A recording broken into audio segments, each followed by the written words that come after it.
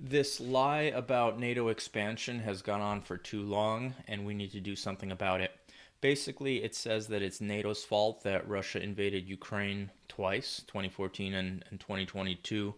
I think some people repeating this lie are poor waifs in their underwear, and they are going to repeat it no matter what, like it's their job, because it probably is. But other people are simply mistaken, and this video is for those who are mistaken. So let's get into it.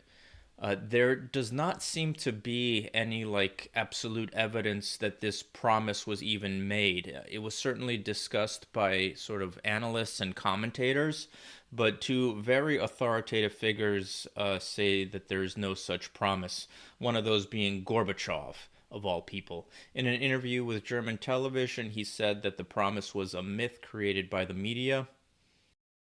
Die Frage stellte sich damals gar nicht. Das heißt, es ist ein Mythos, dass Sie vom Westen bezüglich der NATO-Osterweiterung betrogen wurden? Ja, das ist tatsächlich ein Mythos. Da hat die Presse, die liebe Presse, ihre Hand im Spiel gehabt. And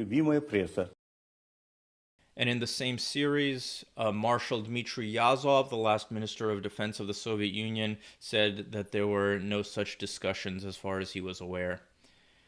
Next, do Russians think that the main effect of the invasion is to push back NATO?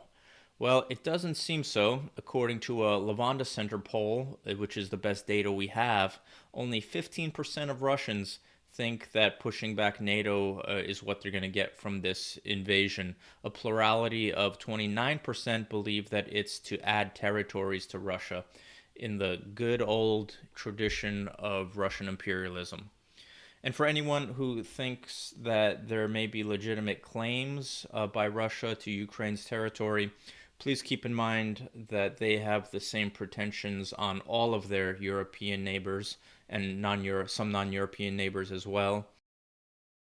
Все эти государства на территории бывшего Советского Союза, они выдуманные, они фальшивые. Here you can see Dmitry Medvedev calling Finland a fake country created by Bolsheviks, which is exactly the same thing that they said about Ukraine. There were also several majority Ukrainian areas east of Ukraine's 1991 borders, which at different points in history sought either political independence or union with Ukraine, most notably the Kuban region, which was populated by Ukrainian Cossacks after the little-known and little-discussed Circassian genocide. But that's a whole other history. So there's certainly no claim by Russia to Ukraine's current 1991 borders, which of course Russia recognized, keep that in mind too, in multiple treaties, in the Friendship Treaty and in the Budapest Memorandum, and also in this statement which Putin made after they annexed part of Georgia in 2008. Цели Крым, Севастополь такой целью для России? Вы сказали следующей целью. У нас не было и здесь никакой цели. Поэтому считаю, говорить о какой-то следующей цели некорректно. Это первое. Вы это исключаете? Если вы мне позволите ответить, то вы будете удовлетворены. Значит, Крым не является никакой спорной территорией. И Россия давно признала границы сегодняшней Украины. Мы, по сути, закончили в целом и в общем наши переговоры по границе. So that's a quick tangent addressing Russia's claim to Ukraine's territory, but I wanted to make it because it's important to contrast this NATO argument, which is the rumor of a promise. You can't even pin down that the promise was made, while on the other hand, you have explicit treaties and explicit public statements coming from the Russian side, and it's frustrating how Russian propaganda, the Russian, point of view, the promises of not expanding NATO are what tend to dominate the conversation. But let's get back to supposed Western and NATO and American actions toward Russia. When the Soviet Union collapsed, did the West attempt to pull former Soviet states away from Moscow's influence? No, it did exactly the opposite.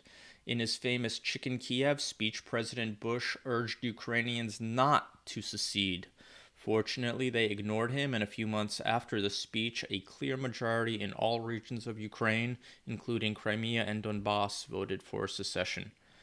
After that, did the West try to turn former Soviet states against Russia? No, the West worked to disarm them. The United States and Britain helped broker the Budapest Memorandum, by which Ukraine gave up what was then the third largest nuclear arsenal in the world. And Russia, in that same Budapest Memorandum, promised to, quote, respect the independence and sovereignty and the existing borders of Ukraine and refrain from the threat or use of force. But of course, Russia disdains treaties, has a long history of disdaining treaties. Foreign Minister Lavrov ridiculed the Budapest Memorandum after Russia's 2014 invasion of Ukraine. The Budapest Memorandum was not the only time that the West helped disarm Ukraine. The Non-Lugar Threat Reduction Agreement or Cooperative, whatever it's called, started in the 90s and went into the mid-aughts, and under it, Ukraine destroyed many bombers and long-range missiles, exactly the sort of capabilities that it is sorely lacking in 2022. So let's jump to the year 2010 and touch on Obama's great reset of relations with Russia.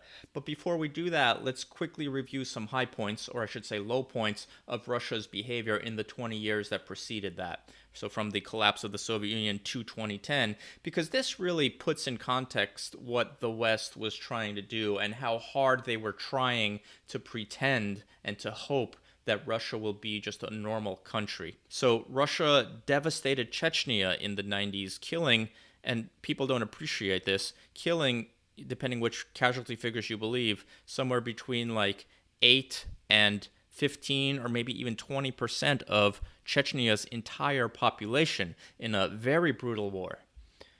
Next, in 1999, Yeltsin, this was revealed by recently declassified documents, Yeltsin asked President Clinton to give Europe to Russia, suggesting that Europe isn't America, it's none of America's business, you should just give Europe to Russia. I suspect that American officials kind of thought that this was still a hangover from the Soviet Union and it would all just go away. Maybe it was a weird joke, and that Russia would be a normal country. Russia never really stopped making nuclear threats whenever they got something that they didn't want. For example, they received criticism during the Chechen War saying, hey, maybe you shouldn't level a major city because there are a few thousand fighters, guerrilla fighters in it, level Grozny. And Russia responded with a nuclear threat. Russian agents poisoned Alexander Litvinenko in London using radioactive poison. In 2008, just 2 years before the years that we're talking about, they invaded Georgia and annexed 20% of their territory, also in a war that was very brutal and marked by marauding and completely unnecessary brutality. So in 2010, what does the U.S. do? We have our Great Reset. Yet another naive attempt to treat Russia just like any other country that respects the rule of law. And here is a photo of U.S. soldiers marching with their Russian counterparts in Red Square, commemorating victory in World War II. And just 3 years after that, despite all this behavior that we just mentioned, just 3 years later, in 2013, the last U.S. tanks leave Europe. People don't appreciate that either. For the first time in 70 years, there were no American tanks in Europe. And the year after that, we have the Revolution of Dignity in Ukraine, and let me address this briefly. For a more detailed sort of description of the propaganda, you can read my essay, Putin's Libertarians. The propagandists love saying that it was a CIA coup. It did not. I think there's zero evidence for that. What help was received from the West seemed to me like very little and very, very appreciated. It was a middle-class revolution. The first spark of it was some association treaty with Europe, a completely unimportant treaty that would have done nothing. But the Russian puppet president and former election fraudster canceled the treaty very abruptly. And then, more seriously, in response to protests, he passed all of these dictatorial laws that ultimately banned any form of protest in Ukraine. And it was a really scary time It really felt like Ukraine's future was hanging on a knife's edge, whether it might become a freer country as people wanted, or it might slide back into the Soviet Union. The protesters disregarded those orders. I myself spent a couple nights on Maidan during that Revolution of Dignity.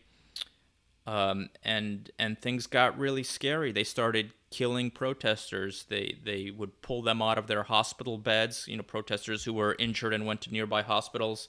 One was pulled out of his hospital bed, beaten really severely, and left in a forest where he froze to death. About 100 people were killed. Later on in the protest, they just started shooting people in the middle of the protest camps. Really scary time. The protesters deserve nothing but our respect and admiration, in my opinion. Aside from that, it didn't at all seem to me that the protesters, the millions of people, were motivated by what the propagandists were saying was payment from the CIA. The CIA just paid people to protest.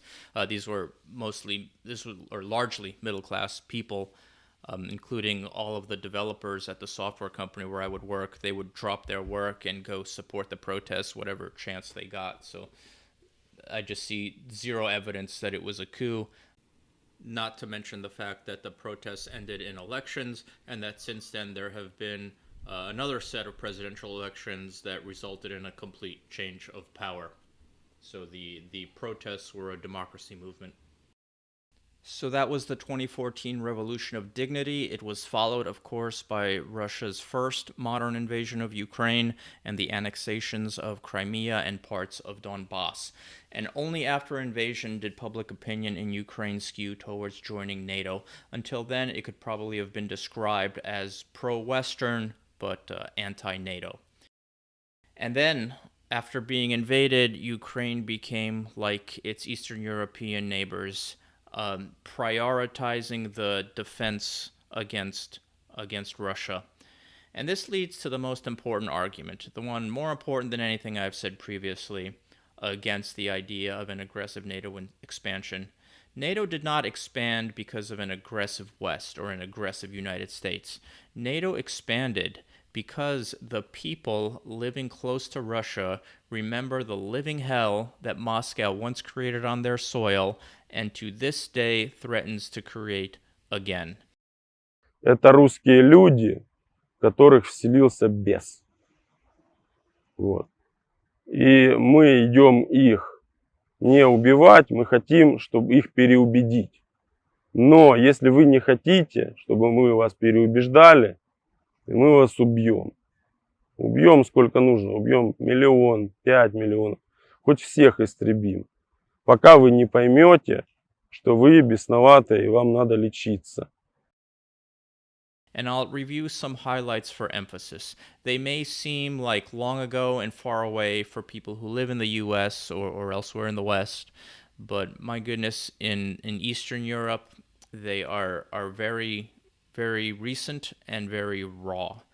Finland remembers losing 10% of their territory, and they still celebrate Eugene Schauman, who all the way back in 1904, more than 100 years ago, assassinated the Governor-General Nikolai Bobrikov, who was appointed by the Russian Tsar to make Finland Russia.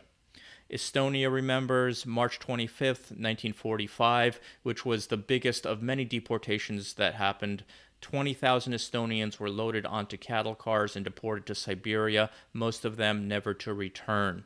Latvia remembers June 14th, 1941, when 15,000 Latvians met the same fate. These deportations, like most deportations, targeted a society's elite. They wanted to chop off the sort of decision makers, the people who define culture, and leave a society of peasants and make them Russia. Incidentally, Ukraine lost 80% of its intelligentsia during the purges of the Soviet Union. 80%. That's professors, writers, small entrepreneurs, people like that. Lithuanians had similar experiences, and they also fought with their Baltic brothers in the Forest Brothers, which was a guerrilla organization, and they fought the Soviet Union into the mid-50s. Think about that. World War II was long gone in America. Elvis Presley was recording music, and in Eastern Europe, World War II never ended, and people were still fighting for their survival. Poland remembers the Katyn massacre, another target of a society's elite. And they remember how Soviet officials used to joke that if you beat a Polish man long enough, he becomes a Russian. There was the Fanta Alba massacre, where unarmed Romanian refugees were killed, and many of the survivors were tortured, executed, or sent to Siberia, presumably just for witnessing the crime. I could mention Slovakia, Czechia, and many others, but I think you get the point. The propaganda insists that the people in question have no agency, that they are neutral pawns to be fought over by Moscow and NATO, but nothing could be further from the truth. And I'll also add that the ascendancy of many of these countries into NATO was not easy. It's exactly the opposite of what you would expect if you're trying to support this thesis that NATO expanded aggressively. The US originally opposed the ascendancy of Romania and Slovenia. Poland spent almost 10 years petitioning and negotiating to join NATO, which incidentally is the same thing that Turkey had to do all the way back in the 1950s, back when the Soviet Union was still a new thing. Stalin began threatening Turkey, and to demonstrate their sort of support for the West, Turkey even sent soldiers to the Korean War. The point is that, like Poland, they had to go through a process, and they had to make a very strong argument for them to join the treaty, the NATO. NATO never aggressively expanded. It was and remains a defensive alliance, and it's only anti-Russian to the extent that Russia is just about the only entity who's always threatening everybody's annihilation. If Russia could ever stop being aggressive, everything would calm down. But to do that, Russia needs to drop their paranoia and their obsession with world domination. And both of those things seem very central to sort of the Russian spirit. I mean, in Russia, there are even fictional accounts by Russian publishers of them taking over the world. Quite a few, but that's a topic for another video. And lastly, let's also notice that when Russia did launch their full-scale invasion in February 2022, it's not like the West encouraged Ukrainians to fight. On the contrary, they offered Ukraine's President Zelensky a way to evacuate Ukraine, which would have made it even more difficult for Ukraine's defenders. So I hope this has been of interest. If so, please do something special for me and be one of my first 1,000 subscribers. Until next time.